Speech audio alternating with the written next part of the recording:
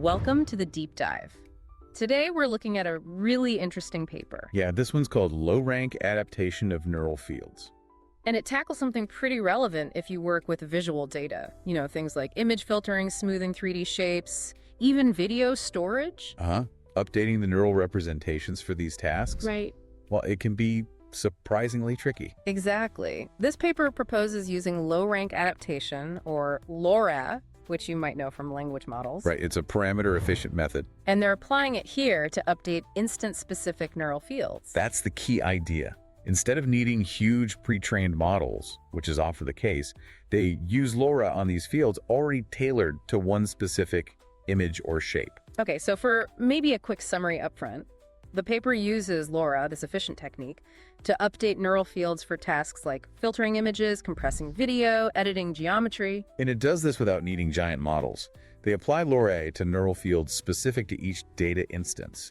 And the punchline, they get results pretty close to full fine-tuning, but with, 7 to 8 times fewer parameters? Yeah, something like that. It's a significant reduction. Yeah. Which is really promising. So let's unpack why this is exciting, especially for, the technical audience listening. We know the challenges. Representing and updating neural fields efficiently is tough. The memory footprint, the compute cost of full fine-tuning, it adds up. It really does. So this Lauraire approach offers a potentially much more agile way. And they don't just theorize. The paper validates this across 3 key areas, right? Image filtering and variations, video compression, and 3D geometry editing. Okay, great. So to really get us started, maybe let's back up just a tiny bit. For anyone less familiar, what exactly are these neural fields we're talking about? Sure. So at their core, neural fields are basically neural networks used to parameterize some kind of function. Think visual or physical functions. Like what kind of functions? Could be signed distances for 3D shapes, density, or even just the RGB color at a specific pixel coordinate. The network's weights encode that function. Okay, so instead of storing, say, a list of vertices for a 3D model, you have this continuous function learned by a network. What's the advantage there? Well, they have some really nice properties. They're continuous, so you can query them anywhere. Not just at predefined points. Exactly. And crucially, they're differentiable. So you can use gradient-based optimization. Precisely. That opens up a lot of possibilities. Plus, they can be quite compact once trained and pretty fast to query. And these are used in practice. The paper mentions some applications. Oh, yeah. Things like object deformation, simulating how materials behave, certain kinds of image processing, they're quite versatile. Now, you mentioned instance-specific earlier. That seems important here. Very important. There's a difference between fields trained on huge data sets to learn general features and fields trained or sort of overfit to just one single data instance. Like one image or one 3D model. Exactly. And this paper focuses squarely on those instance-specific ones. The network dedicates its entire capacity to representing that single piece of data really well. Got it. And architecturally, are we talking complex custom networks? Often, the foundation is just a standard multi-layer perceptron, an MLP. Really? Just a basic MLP? Yeah, but often with a trick.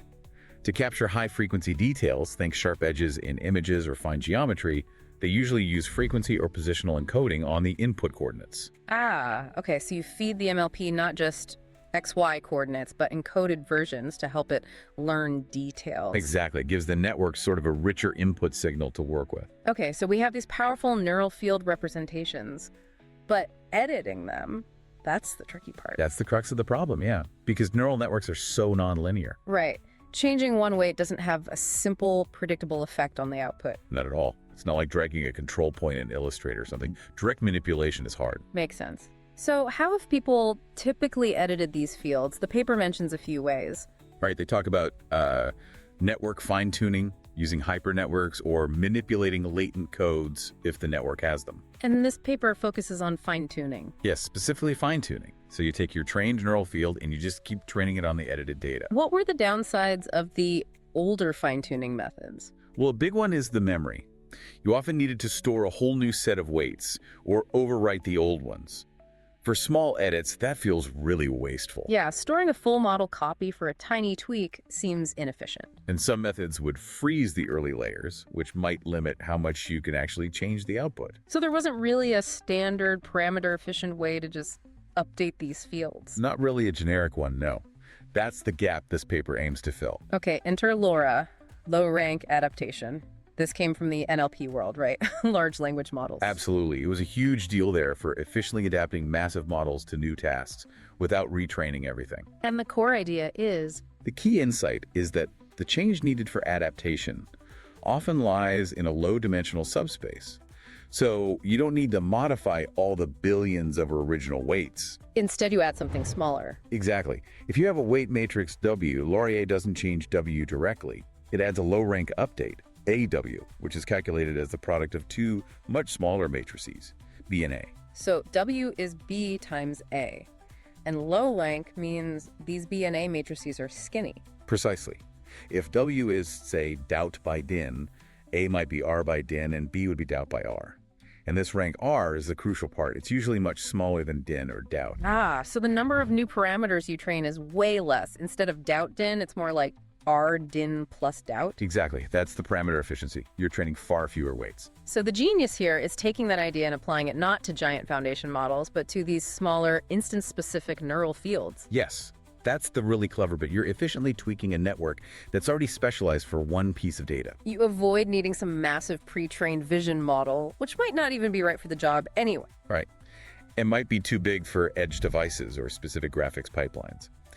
The LoRA here becomes, like the paper says, a compact encoding of the edit itself. Compared to the original field. Yeah. And the benefits are clear. Fewer parameters, obviously. Finer control over memory versus expressiveness. And it seems well suited for incremental changes, adding edits step by step. Plus, you mentioned stability. Yeah, because you're optimizing fewer parameters, training can be faster and more stable than trying to adjust the whole network. We'll see that in the results. And the original network is mostly untouched, right? So you could potentially apply different LoRA edits. Potentially, yeah. It preserves the base representation. Okay, let's get into those experiments. First up, geometric deformations.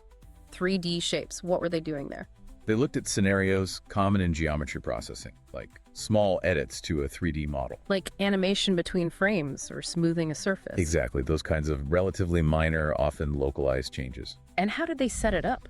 They represent the original shape as a neural field. Right, using an SDF, a signed distance function, or maybe an occupancy field. So the network tells you the distance to the surface, or if you're inside-outside. Okay, and the edited shape. They generated the edited versions using standard 3D tools, like cage-based deformation or as rigid as possible deformation on a mesh version of the shape. So they take a normal 3D model, tweak it, and then the goal is to train just the LoRA parameters on the original neural field to make it represent the new shape. That's it. They optimize the LoRA matrices, A and B, by minimizing the original loss function. But using points sampled from the new deformed surface as the target? Right, they use mean average percentage error, MAPE, for the loss here. And the results. They tested on things like an Armadillo Model, right? Figure 4 looked pretty convincing. Very convincing. The IOU, intersection over union, which measures how well the reconstructed shape matches the target. Standard metric for this kind of thing. Yeah. The IOU from the LoRA method was almost identical to the IOU from fully fine-tuning the whole network. Wow. With how many fewer parameters? About 85 to 90% fewer parameters for LoRA. It's a huge saving. That's massive. And quality-wise, did it lose detail? They noted that both methods preserved high-frequency details well, maybe some tiny noisy artifacts in both cases, but LoRA held up remarkably well despite the parameter reduction. Incredible. And you mentioned training stability earlier. LoRA was better there too. Yes, figure 6 shows that. Yeah. The LoRA training loss drops quickly and steadily. Compared to full fine-tuning. Which needed more iterations and seemed a bit more jumpy during training. Qualitatively, LoRA seemed to get close to the target shape faster. Interesting. Okay, let's switch gears to images. Similar idea here, encoding small changes. Pretty much. Things like applying filters, or maybe natural variations like changing light in photos. How did they represent the image? An MLP again? Yep, an MLP mapping 2D pixel coordinates to RGB color values. And handling discrete pixels. They used bilinear interpolation to query the image at continuous coordinates during training. And then, like before, train LoRA parameters to match the edited image, using some loss function. Right, this time using a relative L2 loss, sampling random points. They showed results on sunset photos, I think, figure 5? They did.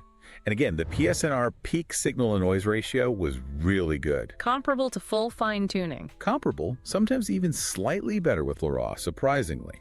And again, with about 8 times fewer parameters. Visually, The reconstructions looked basically identical. So it captures subtle lighting changes, moving clouds, that kind of thing, very efficiently. It seems so. It suggests LoRa is great for these smaller, natural variations. But what about bigger changes? They also tested stylized images, like oil painting effects, figure 10. Ah, right. There, the gap was a bit more noticeable. How so? LoRa still captured the style, but the PSNR wasn't quite as high as full fine-tuning. So for really drastic stylistic shifts, maybe the low rank constraint is a bit more limiting. That could be it. It suggests there might be a limit to how much change a low-rank update can perfectly capture compared to modifying all parameters. Still pretty good, though. They also did that fixed parameter comparison, right? LoRA versus a small MLP trained from scratch. Yeah, that was important. Figure 9. They took a tricky image and compared LoRA, added to the base model, against training a new, small MLP that had roughly the same number of parameters as the LoRA matrices. And LoRa won. Clearly. Right.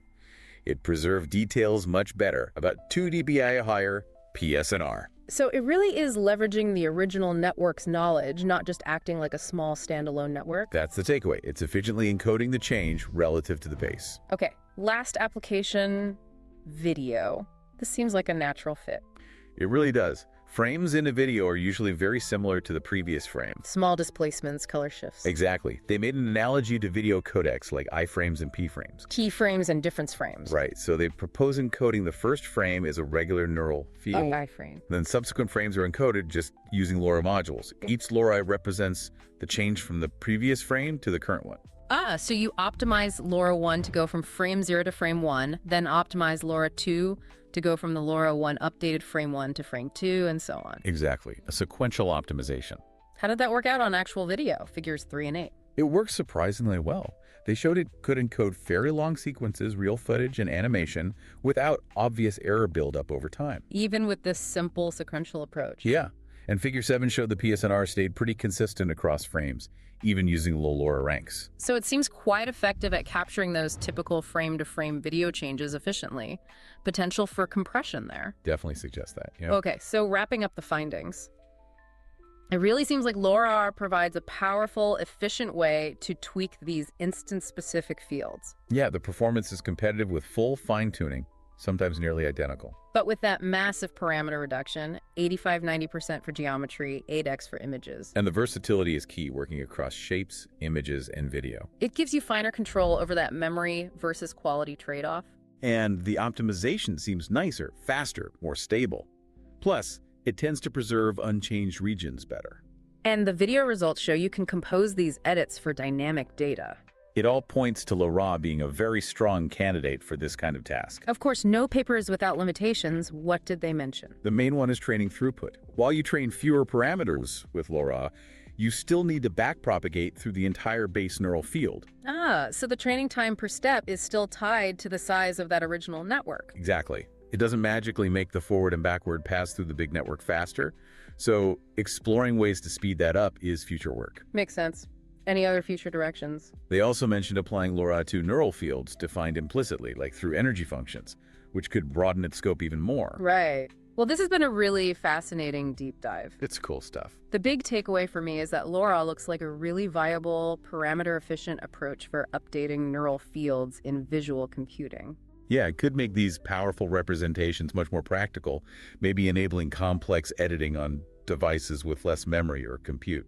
Definitely something for researchers and engineers in graphics, vision, and ML to keep an eye on. For sure. And if you want all the nitty-gritty details, definitely check out the full paper. Absolutely. And for you, our listeners, here's something to chew on. How might this kind of efficient neural field adaptation change real-time graphics? Or how we compress huge visual data sets down the line? And maybe thinking broader. Could similar low-rank tricks work for neural representations of other data types, beyond just visuals? Interesting questions. Food for thought. Thanks for joining us for this deep dive.